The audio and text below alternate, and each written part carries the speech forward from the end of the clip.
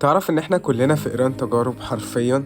انا راني، وده اليوم السابع اللي بشارككم فيه في رحله ببني فيها المشروع اللي بحلم بيه، وبشارككم اخطاء ودروس اتعلمتها عشان ما تقعوش فيها زي كونك على السوشيال ميديا بتتفرج دلوقتي على الفيديو ده، فده جزء لا يتجزأ من يومك وعادتك في انك تمسك الموبايل وتفتح مواقع التواصل الاجتماعي، وغالبا انت فاكر انك بتعمل ده بارادتك، لكن التطبيقات والمواقع دي مصممة عشان تخليك مدمن عليها. ولو سألتك دي المرة كام اللي تفتح فيها السوشيال ميديا النهاردة وتمسك تليفونك، فغالبا مش هتعرف تقولي. الأخطر من كده إن كل حد فينا معروف عنه بيحب إيه، ونوع الفيديوهات اللي بيحب يتفرج عليها، والأوقات اللي بيتفرج عليها، وكمان حالته المزاجية في كل وقت.